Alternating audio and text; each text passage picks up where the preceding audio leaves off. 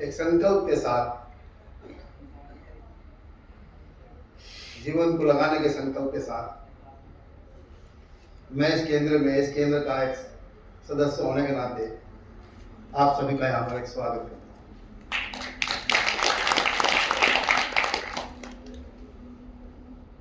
और मुझे कुछ कहने का मौका दिया। मैं वैसे जनता सरकार मोर्चा का एक साथी हूँ।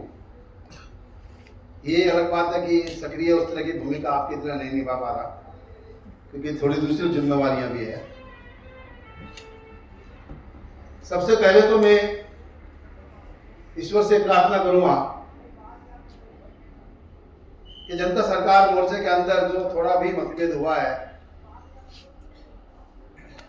ईश्वर उसका कोई समाधान खोजे,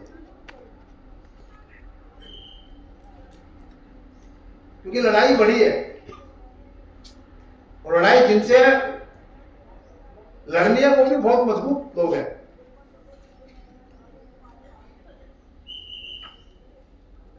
इसलिए जितने भी साथी चले थे शुरू में, बहुत से साथी मुझे जानते हैं, मैं आपके माध्यम से, स्टेज के माध्यम से उनको भी एक संदेश देना चाहता हूं कि भाई जिस संकल्प के साथ हम चले हैं, काम करते करते थोड़े बहुत मतभेद तो होंगे, उसमें क्या बात है।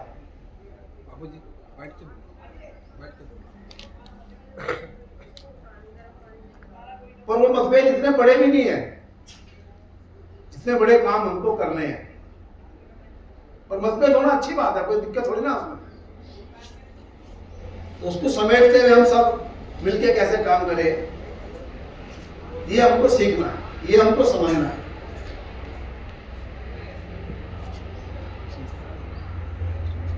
मैं चाहता हूं, अभी शुरू में नहीं आ पाया क्योंकि पहले से मेरे कुछ प्रोग्राम बहुत जरूरी थे, तो कल दोपहर को मैं आया। उसके बाद मैंने प्रकाश जी को सुना, प्रेरणा बहन को सुना, विराट कुमार प्रशांत जी को सुना, संजीव ने अपना एक चित्रण रखा भारत का, और आप लोग भी बहुत सी बातें सुन ही रहे हो।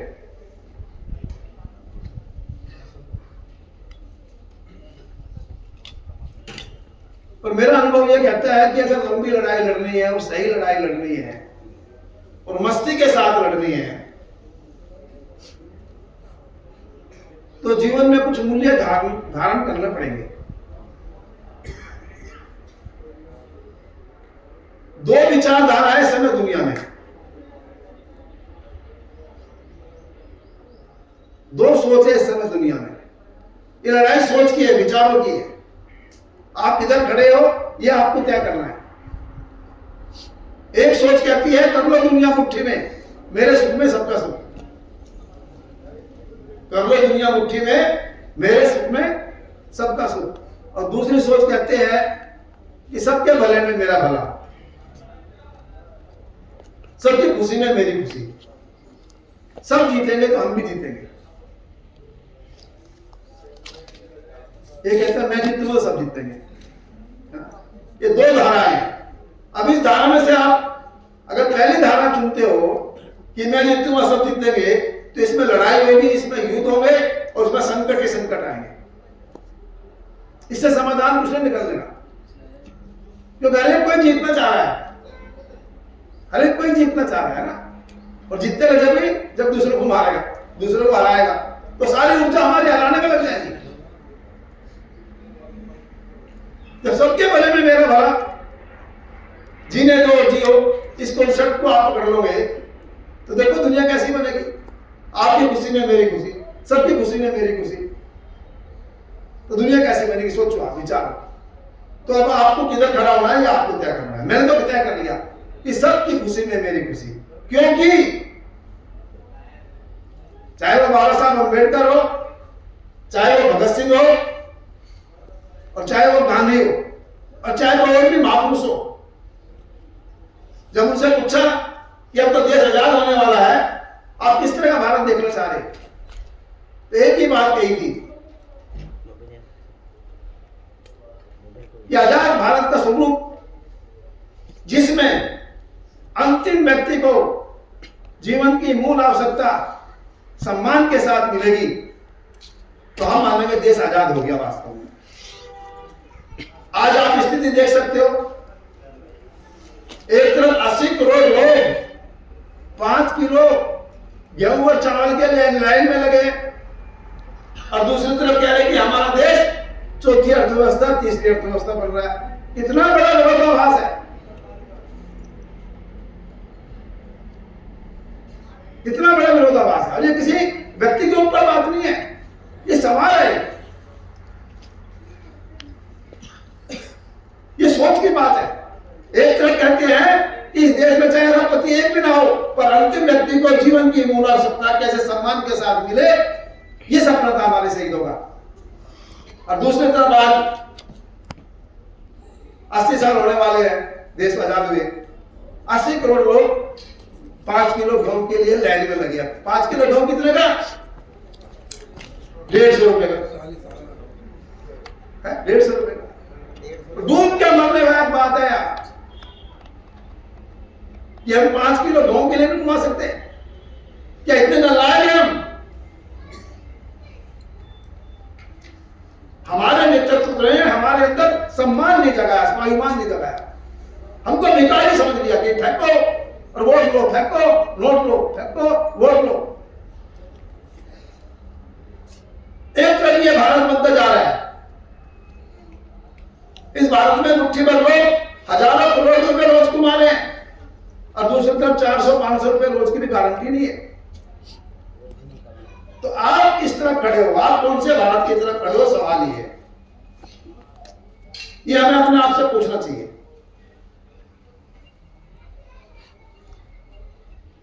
इसलिए कुमार प्रशांत जी ने जो कहा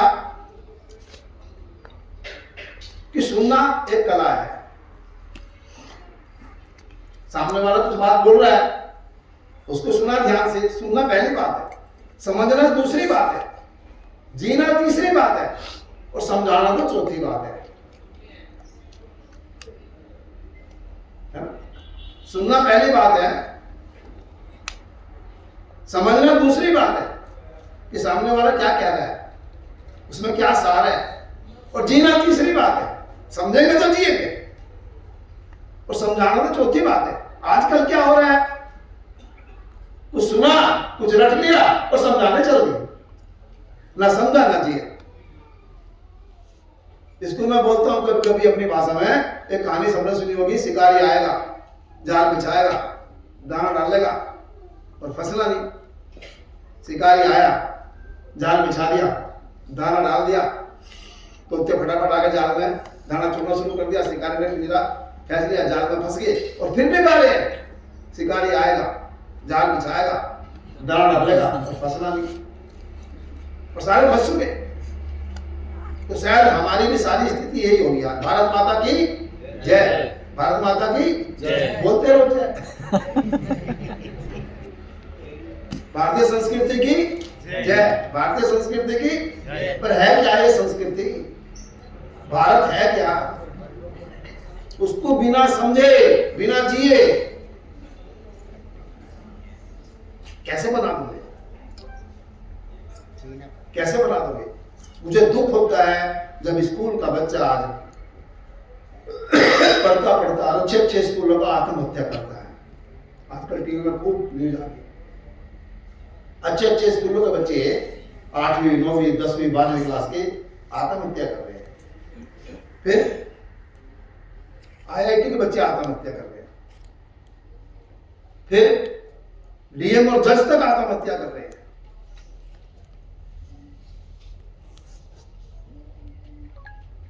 मतलब सब कुछ सफल होके, सब कुछ पाकर फिर BLO, आजकल BLO क्या टीम में देखा, वो भी आत्महत्या कर रहे हैं।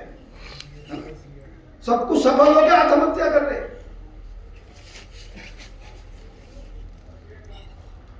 कैसा भारत बनता जा रहा है? विकास का मतलब क्या है? विकास कहते किसे है? मेरी तो एक ही परिभाषा है विकास की, अगर ठीक नहीं तो समझ लेना। आदमी का आदमी के ऊपर विश्वास बढ़ रहा है या घट रहा है? अगर घट रहा है तो कोई विकास नहीं हो रहा। अगर आदमी का आदमी पे विश्वास बढ़ रहा है तो समझ लो विकास हो रहा है। मैंने ये बात कम से कम इस देश में मेरे ख्याल 1 लाख युवाओं से और 1 लाख मतलब टीचर से सारे मिला के 1 लाख लोगों से पूछ लोगी, भाई शिक्षा बढ़ रही है घट रही है? कहते बढ़ रही है। अभी तो हर एक कोई डिग्री कॉलेज और बाल तो सबने पास करेगी तकरीबन, लड़के और लड़की कोई भी हो। फिर मैं अगला सवाल पूछता हूँ, आदमी का आदमी पे विश्वास बढ़ रहा है घट रहा है? घट रहा है। क्या बात कह रही है? शिक्षा बढ़ रही है और विश्वास घट रहा है, ये तो उल्टा काम नहीं हो रहा। शिक्षा बढ़ने के साथ, ज्ञान बढ़ने के साथ आदमी का आदमी पे विश्वास बढ़ना चाहिए, घटना चाहिए? पर बढ़ तो नहीं रहा। इसका मतलब कहीं गहरी चूक है, कुछ कमी है गहरी। सारा पुरुषार्थ, सारी मेहनत हमारी कहीं बर्बाद हो रही है, हमारी गलत दिशा में जा रही है। इस बात को देश के नेतृत्व को, दुनिया के नेतृत्व को समझना पड़ेगा। एक समय अभाव था साधनों का, अब अभाव नहीं है।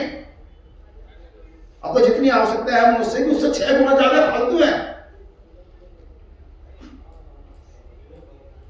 पर दुर्भाग्य यह है कि मुट्ठी भर लोग जो कहते हैं करोड़ों दुनिया मुट्ठी में, मेरे सुख में सबका सुख, इन्होंने इस दुनिया में आतंक पैदा कर दिया। आतंक माने भय पैदा कर दिया। ये मुट्ठी भर लोग, इस चीज को समझना पड़ेगा। और कहीं जाने अनजाने में आगे बढ़कर हम भी आतंकवादी उस तरह का बन जाए कि सारे संसाधनों को कब्जा करते जाए, हमारे अंदर भी वो टीस पैदा ना हो जाए। और मैं कह देना चाहता हूं, जिसके अंदर ये सोच पैदा होगी वो ना खुद सुखी रहेगा और ना दूसरे के सुख का कारण बन सकता है। वो खुद भी दुखी रहेगा और दूसरों को दुखी करेगा। और ना केवल मानव को, ना केवल मनुष्य को, बल्कि पूरी प्रकृति को। आज पर्यावरण का हाल देखो क्या हो रहा है। ये पर्यावरण का हाल जो हो रहा है आज, ये पढ़े लोगों ने किया है, अनपढ़ ने किया?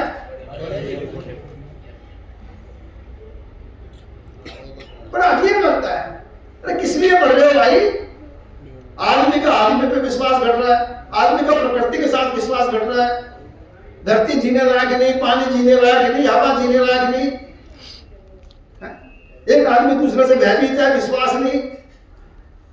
तो क्या पढ़ा रहे हो भाई? पढ़ा के बनाना क्या चाह रहे हो? पूरी यूनिवर्सिटियां मिलकर, माफ करना मैं कुछ गलत बोल रहा हूं तो, पूरी दुनिया भर की यूनिवर्सिटी मिलकर इंसान नहीं बना पा रही है। एक भी इंसान नहीं बना पा रही। वो डॉक्टर बना रही है, इंजीनियर बना रही है, IAS बना रही है, IPS बना रही है, सब कुछ बना रही है, पर इंसान नहीं बना पा रही। देख लो, पूरे देश में देख लो, गुलाम देश में मैं आपको कम से कम 100 नाम गिना सकता हूं जिनको कहते हैं इंसान थे, जिनके प्रति हमारा सिर श्रद्धा से झुकता है। चाहे दयानंद हो, चाहे विवेकानंद हो, चाहे गांधी हो, चाहे बाबा साहब हो, है ना, चाहे भगत सिंह हो, चाहे उस्तादुल्लाह हो, है ना, श्रद्धा से झुकता है। आज पूरे देश में ढूंढने से भी एक व्यक्ति ऐसा नहीं मिलता जिसके सामने सबका सिर श्रद्धा से झुका।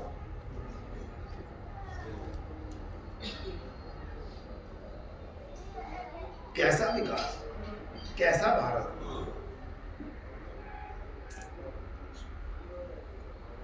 किधर जा रहे हैं? मैं तो इस नारे को लेके ही कि भारत की ओंकार है, जनता ही सरकार है ना। जब मैंने नारा पहली बार सुना मुझे बड़ा अच्छा लगा, बहुत अच्छा लगा। ये पहला भिवानी में कोई लोग आए हुए यहाँ से, मैं भिवानी में था उस समय, वहीं पर एक शिविर लगा था, तो वहीं पर पहली बार इस जनता सरकार मोर्चे से मेरा जुड़ना अच्छा लगा था। चलो कुछ युवा जो कहते हैं जनता ही सरकार, कम से कम लोकतंत्र को जिंदा करने की बात कह रहे। वास्तव में अभी लोकतंत्र का क्या स्वरूप है? अभी क्या इस देश में लोकतंत्र नाम की चीज बची है? मुझे तो लगता है बिल्कुल नहीं बची। लोकतंत्र को पार्टी तंत्र ने और पार्टी तंत्र को धन तंत्र ने किडनैप कर दिया। लोकतंत्र को पार्टी तंत्र ने और पार्टी तंत्र को पूरा धन तंत्र ने, है ना, क्योंकि पार्टी का प्रतिनिधि होता है, जनता का प्रतिनिधि नहीं है वो। पार्टी कहती है ये जनता नहीं चुन रही उन्हें। और पार्टी में भी मुख्य बात एक दो व्यक्ति तय करता है, चाहे वो अखिलेश हो, चाहे मायावती हो, चाहे वो राहुल जी हो, चाहे वो मोदी जी हो, जो भी हो, वो तय करते हैं किसको करना। और जो पार्टी का अध्यक्ष है वो कॉर्पोरेट के हाथ में। हम कह रहे हैं कि हम चुन रहे, हमें चुनने का मौका कहां है? हमारा प्रतिनिधि है ही नहीं वो। और फिर चुनने के बाद, जीतने के बाद वो काम जनता के लिए करेगा, पार्टी के लिए करेगा। और पार्टी धनतंत्र के चक्कर में, धन वालों के चक्कर में, कब्जे में, तो काम किसके लिए करेगा? धन वालों के लिए करेगा। इसलिए सारी नीति, सारे नियम, सब कुछ आज धन वालों के लिए बनते जा रहे हैं। दुर्भाग्य है, आजादी का सपना हमारा टूटता जा रहा है, महापुरुषों का सपना हमारा टूटता जा रहा है। क्या सपना देखा था उन्होंने, किसने कुर्बानी दी थी? इस पर जरा सोचो, विचारो, और फिर करना क्या है हमें, इसकी तरफ आगे बढ़ो। आसान काम नहीं है, पर मैंने जैसे कहा कि मस्ती के साथ काम करना है। और वो गुस्से में लड़ाई करके उससे कुछ नहीं निकलने वाला है। तुम्हारे चेहरे की मस्ती काम करते करते सामने वालों को प्रभावित करना चाहिए। यार ये है क्रांति का रास्ता, हंसते हंसते, क्योंकि मैं जीवन जीता हूं, मेरा जीवन एक खुशबू है, सामने को प्रभावित करते हैं। यह है जीवन जिसमें मैं अपने लिए, अपने परिवार के लिए, अपने समाज के लिए और पूरी प्रकृति के लिए पूरक हूं, सहयोगी हूं, संवर्धन करता हुआ, संरक्षण करता हुआ, सदुपयोग करता हुआ, जिसमें मेरा भी संवर्धन है, मेरे परिवार का भी है, मानव समाज का भी है और शेष प्रकृति का भी है। जिसमें मेरा भी संरक्षण है, मेरे परिवार का भी है, मानव समाज का भी है, शेष प्रकृति का भी है। ये चार ही अंग जीने के, और पांचवा कुछ होता नहीं। मैं हूं, मेरा परिवार है, ये मानव समाज है और शेष प्रकृति है। हवा, पानी, धरती, पशु पक्षी, पेड़ पौधे, है ना, इन सबका संवर्धन, इन सबका संरक्षण, इन सबका सदुपयोग। यह है भारतीय संस्कृति, यह है भारतीय दर्शन। इसको समझना है, इसको जीना है, इतना ही का काम है। और मैं दावे के साथ कह रहा हूं, जिसने ये कला सीख ली उसके जीवन में दुख आ नहीं सकता। जिसने अपने साथ, अपने परिवार के साथ, मानव समाज के साथ और शेष प्रकृति के साथ जीना सीख लिया, उसके जीवन में दुख आ नहीं सकता, दूर दूर तक भी।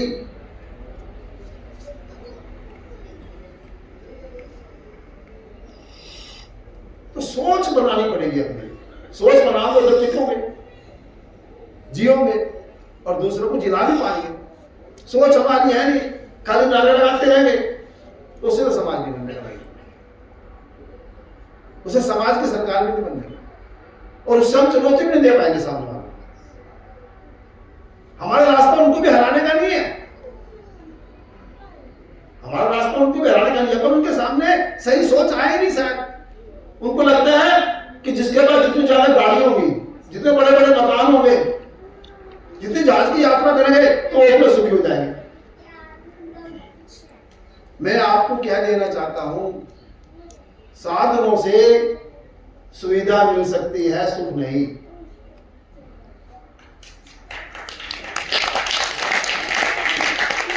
साधनों से सुविधा मिल सकती है, सुख नहीं। और सुख, सुविधा भी कब मिलेगी, जब आपके पास जीने की समझ होगी। नहीं तो आज साधन के कारण ही भाई भाई में, पति पत्नी में, गांव गांव में, देश देश में जितने युद्ध हो रहे हैं, ये सब साधनों के लिए ही हो रहे हैं। दो साधन हमें सुविधा देने के चक्कर में थे, वो साधन हमारे लिए बम बन गए। एक तरह से घर घर में बम पैदा हो गया। अरे बच्चे शादी करना नहीं चाह रहे, शादी करेंगे तो तलाक हो जा फटाफट, और तलाक में खाली मियां बीवी नहीं होता, पूरा परिवार घसीट जा। देख रहे हो समाज में जिसका विचार तो सुन ली, ऐसे ऐसे कानून भी बन गए।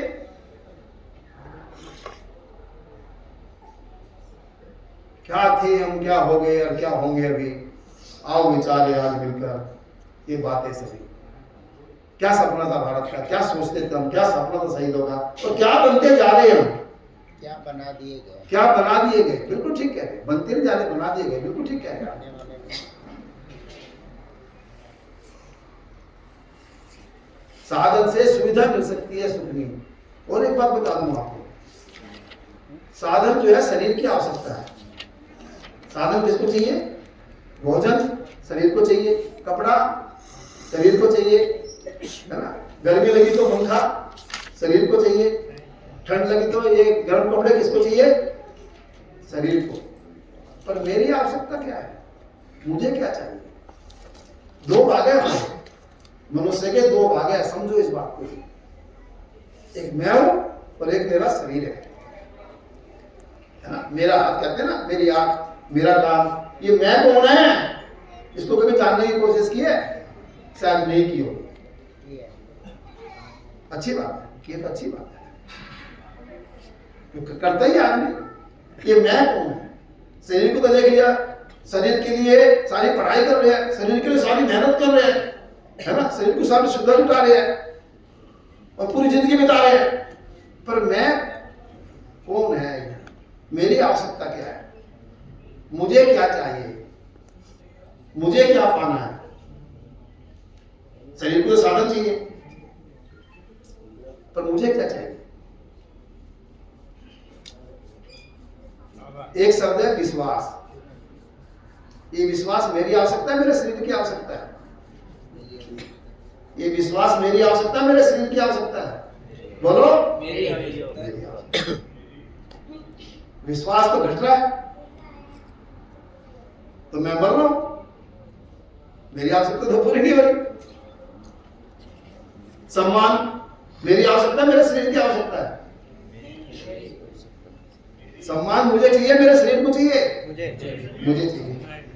और कितना चाहिए? 1 kilo, 2 kilo, 5 kilo, 100 kilo, 1000 kilo, कितना चाहिए? विश्वास कितना चाहिए?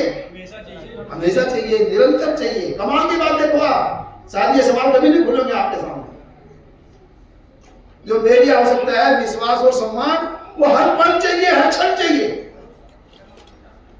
आप पति पत्नी है, 25 साल विश्वास में बिता दिए, और अब मतलब कुछ बात के लिए विश्वास बन गया तो जिंदगी नरक बना देगा आपकी, समझ लो आप।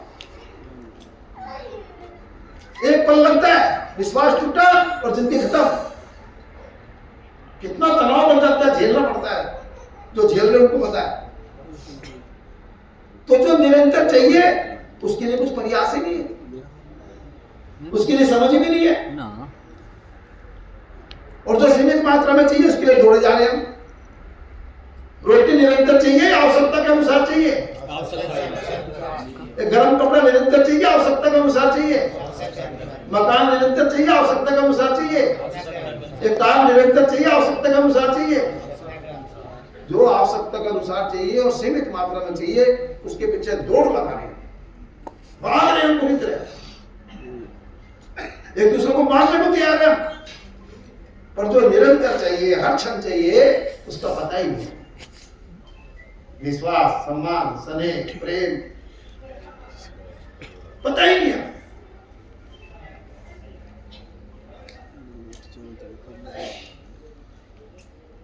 सुख पता ही नहीं है।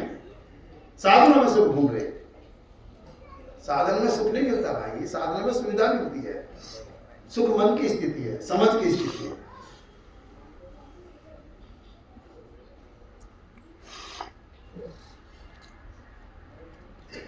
इसलिए समझना पड़ेगा जीवन।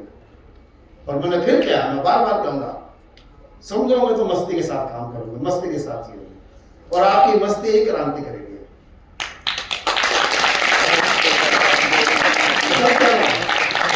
मैंने वो कहा है, मैं ऐसे नहीं बोल रहा खाली। मैं एक ऐसा बंदा बैठा हूं आपके सामने, मैं 1 रुपया 40 साल से कमाता नहीं, 1 रुपया नहीं कमाता, ना कमाने की सोचता। इसका मतलब निकम्मा नहीं हूं मैं। हाँ ठीक है। और मेरे पास कोई अभाव नाम की चीज नहीं है, कोई अभाव नहीं है। जो सामने काम आता है उस काम को करता हूँ। तकरीबन बहुत से काम आते हैं ना, जहां जिसकी आवश्यकता वो काम करता हूँ, पूरक बनता हूँ, सहयोगी बनता हूँ। जिंदगी में एक चीज सीख लो, पूरक बनना, सहयोगी बनना। जहां जाओ पूरक बन जाओ, प्रकृति के पूरक बन जाओ, पशुओं के पूरक बन जाओ, पेड़ पौधों के पूरक बन जाओ, इंसान के पूरक बन जाओ। मेरे गुरु ने, मेरे 173 गुरु में, बड़ा अजीब लगेगा आपको, 173 गुरु को झेल के बैठा हूं और बड़े अजीब अजीब गुरु थे। एक गुरु है वो झाड़ू मारे, जैसे कैंप था 2000 का कैंप था, ये 86 की बात है, वो झाड़ू मारे थे। तो मैंने कहा भाई जी, होते ना बड़े आदमी है ना, हम तो युवा थे 25 साल के, मैंने कहा भाई जी झाड़ू मुझे दे दो। तो रुके, मेरी तरफ देखा और देख के झाड़ू मिल गई यार, कुछ भी नहीं बोल रहा। थोड़ी देर बाद फिर मुझे लगा यार इतने बड़े आदमी झाड़ू मारे, होता है ना अंदर से में, चलो भाई जी लाओ दे ना झाड़ू मुझे। अब रुके आराम से, तो रुकने के बाद पता क्या कहते हैं, किसी का रोजगार छीनने नहीं करते, रोजगार खोजो सबके पास, दुनिया में काम तो करनी है, रोजगार खोजो। जिसको काम करना हो ना, कहीं भी काम खोज लो। और मैं आपको क्या देना चाहता हूँ, मैं कहीं भी चला जाऊँ, किसी संगठन में चला जाऊँ, किसी परिवार में चला जाऊँ, ठीक है ना, 1-2 दिन तो मैं देखता हूँ उस परिवार में क्या है, और तीसरे दिन से मुझे काम मिल जाए उस परिवार में क्या करना। जो काम अभी तक वहां रुका पड़ा था उस काम को कर दो सही। अब बताओ परिवार वालों मुझे अपने घर से बाहर निकाल लगे, अपने घर रखेगा। उपयोगी आदमी को कोई नहीं भगाता, उपयोगी बनना सीख लो। मेरे कम से कम 1 लाख परिवार है इस देश में, ऐसे परिवार है जैसे मेरे माता पिता का, उससे ज्यादा होते जाके मैं रह सकता हूँ। मुझे आज 40 साल हो गए, अजीब लगेगा आपको, होटल में खाता नहीं, हॉस्पिटल में जाता नहीं। ये होटल और हॉस्पिटल बड़ी खतरनाक चीज है, ये विकास नहीं है, विनाश है। बता रही हूँ ना, होटल का खाना खाने वाले ये भारत में अतिथि देवो भव की संस्कृति थी, है ना। अब सब जा रहे होटल में, खा रहे होटल में, रह रहे बाजार में, खूब बाजारवाद। तो इसलिए जीवन में मूल्य धारण करो, और मूल्य में मैं पांच शब्द कहूंगा बस, सोचना विचारना, ठीक है ना। हर एक आदमी जो भी कुछ कर रहा है वो सुख के लिए कर रहा है, सुखी होना चाहता है, सुखी होना चाहता है, सुख भी निरंतर चाहता है ना। सुख का आधार है विश्वास। जैसे जैसे आपको अपने ऊपर और अपनों के ऊपर विश्वास बढ़ता जाएगा, आप सुखी होते जाएंगे। पहले अपने ऊपर और फिर अपनों के ऊपर। सुख का आधार है विश्वास। जितना जितना आप अपने ऊपर और अपनों के ऊपर विश्वास बढ़ाओगे, उतना उतना आपके जीवन में सुख बढ़ता ही जाएगा। और एक बार शुरू हो गया ना ये, फिर रुकने वाला नहीं है। मैं तो आप पूरे अनुभव के साथ कह रहा हूं, मैं खाली ये किताब पढ़ गया है ना, ले गया, क्योंकि मैं जी रहा हूं उस तरह से। सुख का आधार है विश्वास, और विश्वास का आधार है निश्चित आचरण। जो क्या हो सोच समझ के, जितनी क्षमता है, जितनी पात्रता है, उतना ही क्या, और जो क्या उसको पूरा करो। कहते कुछ है, करते कुछ है, समझते कुछ है, क्या होगा। इसलिए देश में एक भी नेता नहीं दिखता जिसके ऊपर लोग विश्वास कर सकते, बस कुछ भी कर। एक तरफ रघुकुल रीत सदा चली आई, प्राण जाए पर वचन न जाए, ये देश हमारा है। दूसरी तरफ आए तो वचन का महत्व भी नहीं, जवान का महत्व भी नहीं, और लेते हैं राम का नाम। हम सभी राम हमारे पूर्वज है, तो राम को समझना तो पड़ेगा, राम थे क्या वास्तव में। राम से भी पहले दुनिया थी।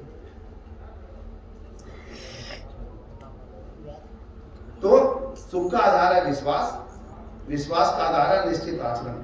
और जो अब बात कह रहा हूं बड़ी महत्वपूर्ण बात है। निश्चित आचरण का आधार है निश्चित आवश्यकताएं। जो समझदार आदमी है, ज्ञानी आदमी है, उसकी आवश्यकताएं निश्चित हो जाती है। इससे ज्यादा चाहिए नहीं और इससे कम में काम चलता है, बिल्कुल निश्चित। वो दूसरों से प्रभावित नहीं होता। कौन सी गाड़ी लेकर आया, दूसरा कौन सा महंगा मोबाइल ले रहा, कौन सा क्या है, कुछ नहीं। वो गुलाम नहीं होता, वो स्वतंत्र होता है, उसकी अपनी समझ होती है। क्या खाना है, किस टाइम उठना है, क्या चाहिए मेरे जीवन में, कैसे सदुपयोग करना है ना, पूरी दृष्टि होती है उसके पास।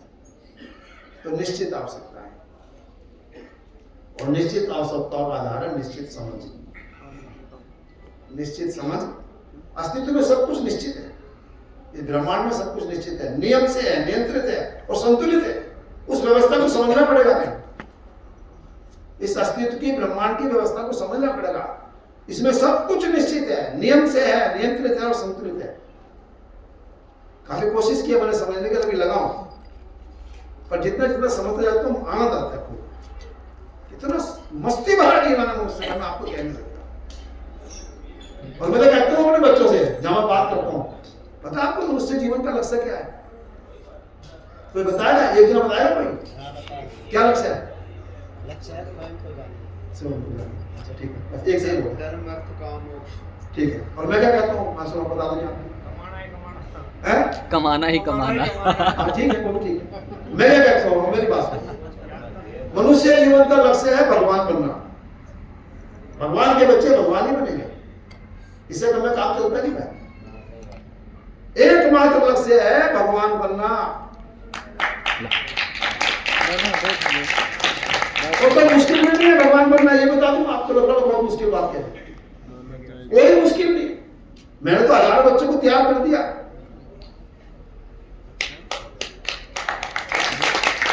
उन्होंने पिछली बार में कहा था सार्वजनिक मीटिंग में कि किसी को मेरा वो रूप देखना हो तो मुझे 1 साल दे दो, मैं अपना आप घुमा दूंगा।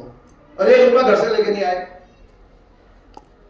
1 रुपया घर से लेके नहीं आए, बिना पैसे के आनंद के साथ कैसे जीना है ना, मैं पूरा देश घुमाऊंगा। पर थोड़े दिन में उसकी देखो सही ना भाई, वहां जाके बीड़ी सिगरेट पीने लगा, गांधी लड़ने लगा तो बड़ी मुश्किल मिल जाएगी मेरे को। और ऐसे मैंने अनेक बच्चे घुमाए, कहीं से स्कूल से उठा लिया, कहीं से बहुत उठा लिया, जो जानते हैं मुझे जानते हैं, तैयार किए। और एक तो सुनोगे आप, सपना देख रहे हैं दुनिया में किस प्रकार की शिक्षा व्यवस्था बनानी है ना, सपना देख रहे हैं दुनिया में कैसी व्यवस्था है, व्यवस्था कहते किसे है, सपना देख रहे हैं और काम कर रहे हैं, मस्ती के साथ काम। एक बच्चा मेरे पास आया था 12वीं क्लास के, मुझे दुनिया घूमनी है। कैसे घूमनी है? पैदल घूमनी है। मैं क्या करना है, ये खबरदार का ये, तो मुझे आप एक काम करो, कंप्यूटर सिखा दो, इंग्लिश सिखा दो। मैं गया, मेरे को भी जानती भाई, कहता आपको ना कोई बात नहीं, मुझे सिखा दो। खैर मुझे दिल्ली ले गया, मैंने इंग्लिश वाला की इंग्लिश सिखा दी और कंप्यूटर सिखा दिया। वो भाई साहब वो तो वास्तव में दुनिया घूम रहा है। 12वीं क्लास का यहाँ का एक संपन्न परिवार का बच्चा, मॉरिशस, अब तो दुनिया में नाम हो गया उसका, मॉरिशस नाम है, यही का है, 12वीं क्लास का बच्चा है ना, और पूरी दुनिया घूम रहा है भाई साहब। वो पता नहीं कैसे घटनाक्रम घटा, गूगल वाले ने उसको गोद ले लिया कहीं है ना, और उसकी पब्लिसिटी होगी, आज पूरी दुनिया का वो एकदम युवाओं का है, यही का है, इसी केंद्र से मिला हमें। बाहर की दुनिया घूम रही है, अंदर की दुनिया बाहर की, अंदर की अंदर की दुनिया एकदम अलग है। तो मैं कह रहा हूं कि विचारों को गहराई से समझो, समझोगे तो जी पाओगे तो आनंद मिलेगा, नहीं तोते बन जाओगे, तोते में मेरी कोई रुचि नहीं। भारत वास्तव में क्या, आपको मालूम है भारत के अंदर, माफ करना अगर आपको गलत लगे, सन्यासी, शिक्षक, वैद्य और नारी, इन 4 को पैसा कमाना पाप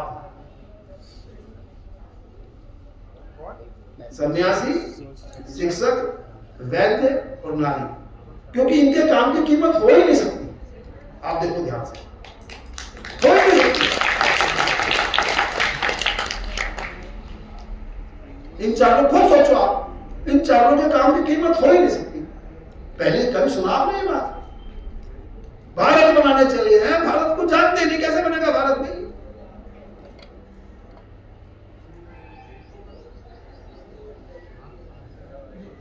सन्यासी, शिक्षक और वैद्य और नारी, क्योंकि इसमें 2 आत्मा का विकास करते हैं, सोच का विकास करते हैं सन्यासी और शिक्षक, और 2 अगर शरीर बीमार पड़ जाए, शरीर का पालन पोषण, शरीर कैसे स्वस्थ रहे है ना, उसका काम करते हैं, महत्वपूर्ण काम करते हैं।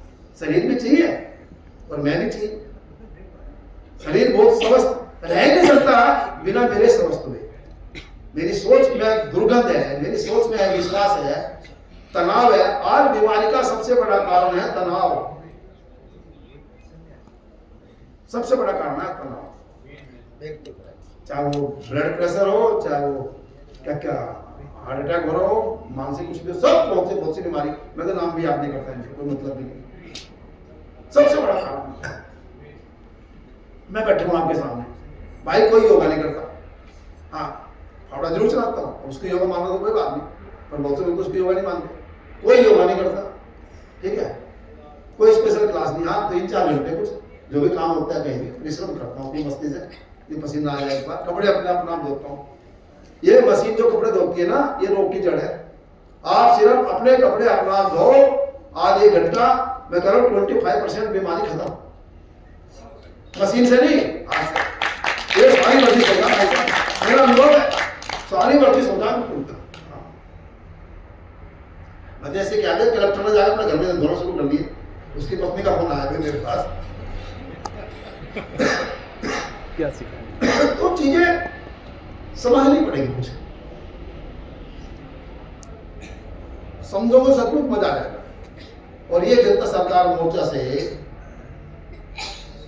एक व्यक्ति का आचरण बोलना चाहिए, उसका जीवन बोलना चाहिए, जो कहे एक बार देख के ये जनता सरकार मोर्चा का आदमी होगा।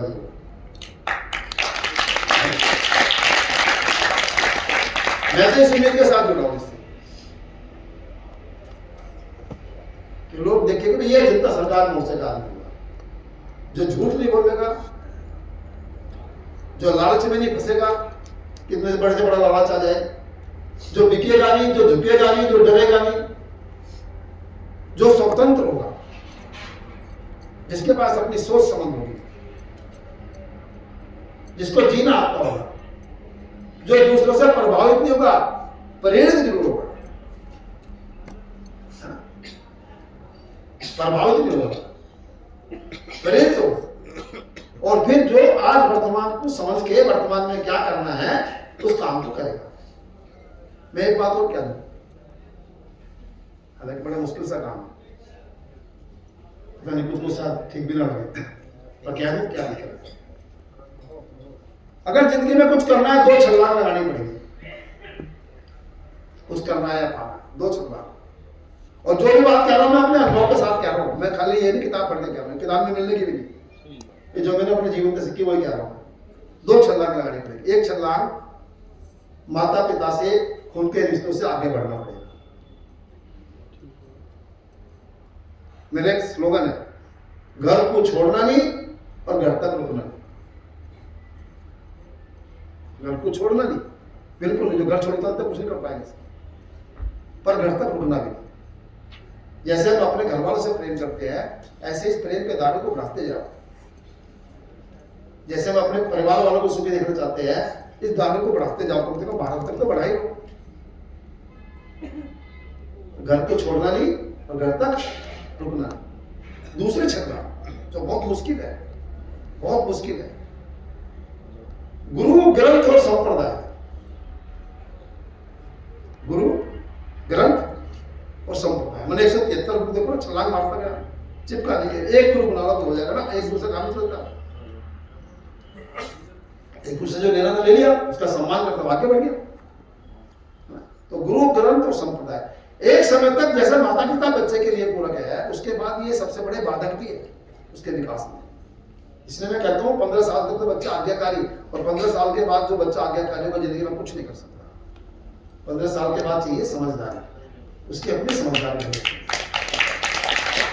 क्या करना। ऐसे गुरु ग्रंथ और संप्रदाय एक समय तक ये बहुत पूरक है, बहुत पूरक है एक व्यक्ति के लिए, पर एक सीमा के बाद ये सबसे बड़ी बाधा बन जाती है, क्योंकि युग पलट चुका, समय बदल चुका। मैं आज सुबह बात कर रहा था, पवनार आश्रम गया था, कि जो गीता आप पढ़ते हो ना, वो गीता महाभारत के लिए थी, अर्जुन के लिए थी। आपको अपनी गीता का अपना निर्माण करना पड़ेगा। आज की गीता आपको अपनी बनानी पड़ेगी। आज के महाभारत के मैदान का दृश्य अलग है, आज की लड़ाई अलग ढंग से लड़नी पड़ेगी। वो महाभारत वाली लड़ाई काम नहीं आने गया, उससे कुछ प्रेरित हो गए। आज के महाभारत में हमें कैसे श्री कृष्ण की, कैसे अर्जुन की भूमिका निभानी है, इसको खोजना पड़ेगा, अपनी गीता लिखनी पड़ेगी। ये गीता ही मिशन का ही केंद्र है। पूरे देश में गीता का प्रचार करते हैं, तो हमारी अपनी माई से लड़ाई होती है कि आप पुरानी गीता की बात करते हो, हम तो वर्तमान की गीता करेंगे और वो आप लिखेंगे। क्योंकि आज महाभारत का रूप पलट चुका भाई। वो सामने वाला कोई खड़ा, वहां दुर्योधन खड़ा है, वहां भीष्म पितामह खड़ा है, यहाँ ये खड़ा से लेकर खड़े हैं, तो पूरी अलग ही दुनिया बन गई।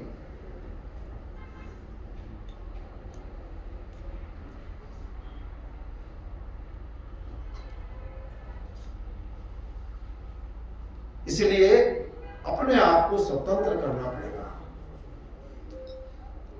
अपनी एक सोच बनानी पड़ेगी, और उसमें 2-3-4 साल का ही समय लगता है, ज्यादा लंबा समय नहीं लगता। क्योंकि धीरे धीरे जो सुनते हो उसके ऊपर सोचो, विचारो और एक कदम आगे बढ़ाओ। और जैसे एक बार बढ़ना शुरू हो गया ना कदम, उसमें आनंद आना शुरू हो गया, फिर रुका नहीं जाने का। हमारे बाबा हमने कहते थे कि पहले शराबी को शराब जबरदस्ती पिलानी पड़ती है ना, एक घूंट चुपके से पिलानी पड़ती है, पर जब उसे आदत पड़ जाती है ना तो फिर उसे रोकना मुश्किल है, फिर तो अपना पी ले। तो ऐसे ही इसमें जो आनंद है ना जीवन का, इसमें अगर एक बार चख लिया उसका रस है ना, तो फिर कोई रोकना चाहे, माँ बाप रोकना चाहे, कोई और रोकना चाहे, है ना, कोई रोकने वाला नहीं है। और फिर माँ बाप भी उसी मस्ती में ढल जाओ, क्योंकि माँ बाप को शुरू में डर होता है कि ये डिप्रेशन में चला जा, कहीं निराश नहीं हो जा, है ना, कहीं गलत रास्ता कर रहा है ना। एक था विश्वेंद्र इसी साल का एक लड़का मेरे साथ, वरना हजारे में कूद के आ गया था, पूरा बड़ा जोशीला लड़का था, मैकेनिकल पढ़ाई करके पूरा, उसका माँ बाप देख रहे थे कि IAS बनेगा, बड़े अच्छा परिवार था, और कूद के आ गया, और बिल्कुल यहाँ से लेकर पहुंच गया रालेगंज सिंधे तक, बिल्कुल पागलों जैसी स्थिति बिल्कुल। और मुझे SR की एक मीटिंग में मिल गया, तो थोड़ी देर बात हुई, तो क्या लगा मेरे घर चलो, अब घर ले गया अपने हिसाब में। अब उसके माता पिता से बात हुई, दोनों बिल्कुल खड़े थे और दोनों ठीक से भाई, तो उन्होंने मेरे से बातचीत हुई, ऐसे ऐसे कहने लगे भाई हमारे बच्चे को बचा लो, ये तो पागल हुआ पड़ा, बिल्कुल भावना में दौड़े जा रहा सब कुछ। तो फिर मैंने उसको भी बातचीत की, फिर मेरे साथ दोस्ती हुई, और फिर तो मेरे साथ उसने 1 साल रामदेव जी के यहाँ जब हमने 1 साल काम किया स्वामी रामदेव जी के साथ, तो उसने सारा मेरा कंप्यूटर का सारा काम उसने देखा, हमारी पूरी टीम का, और फिर तो आज तक मेरा घर ही होता है। और अभी भी वो भी ग्राम सचिव बना, और जैसा अद्भुत काम कर रहा है, मतलब गवर्नमेंट सर्वेंट का एक अच्छा उदाहरण है वो, जिस मजबूती से काम कर रहा है, जैसा काम कर रहा है ना, मतलब हर एक कोई खुश है उससे। कोई नेता थोड़ा सुबह सुबह परेशान हुए, पर जब नेता ने देख लिया कि ये व्यक्ति झुकने वाला नहीं है, डरने वाला नहीं है, नौकरी की चिंता नहीं से, है ना, अच्छा वो भी समझदार है, एकदम इतना भी नहीं खींचता कि टूट जाए रस्सी, उसे पता वातावरण चारों तरफ का क्या है, तो जब समझ लिया कि इस व्यक्ति को, तो आप उसके साथ में सब ने कॉम्प्रोमाइज कर दिया। और उसने कह दिया देखो जी थोड़ा बहुत तो ईमानदारी का ले लो, पर ज्यादा गड़बड़ की कोशिश की तो नौकरी पड़ी आपके जेब में, मुझे कुछ नहीं फर्क पड़ता, मैं नौकरी के लिए नहीं आया, मैं समाज की सेवा के लिए आया, तो काम कर रहे अपना ढंग से। तो बस हम इतना कह रहे कि चीजों को जरा गहराई से समझ लो, जीवन के लक्ष्य को समझ लो। और जैसे मैं बलारा से बात करता हूँ, हमें स्कूलों का निर्माण करना पड़ेगा, हमें अर्थव्यवस्था का निर्माण करना पड़ेगा, हमें सांस्कृतिक व्यवस्था का निर्माण करना पड़ेगा। अभी अव्यवस्था है सारी, अभी जो जितनी चल रही है ना, शिक्षा व्यवस्था, न्याय व्यवस्था, चिकित्सा व्यवस्था, चुनाव व्यवस्था, ये सारी अव्यवस्था है। बल्कि मुझे कहने में कोई जोर नहीं पड़ता, ये जो है जिनको व्यवस्था कह रहे हैं हम, ये आदमी को अपराधी बना रहे हैं। न्याय तंत्र में न्याय नहीं, शिक्षा तंत्र में शिक्षा नहीं, चिकित्सा तंत्र में चिकित्सा नहीं, चुनाव तंत्र में चुनाव नहीं, बता दिया मैंने, धन तंत्र है पूरा।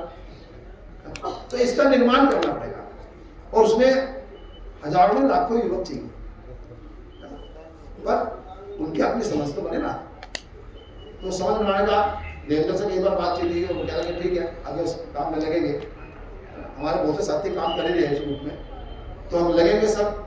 टाइम हो गया अभी, अच्छा ठीक है, तो मिलकर लगेंगे सब, और ये विश्वास करो ये केंद्र आपका है। कभी भी किसी को 1 दिन के लिए आना हो, 1 महीने के लिए आना हो, 1 साल के लिए आना हो, 1 जन्म के लिए आना हो, तो यहाँ पर सवाल है, उससे ज्यादा गुंजाइश है नहीं।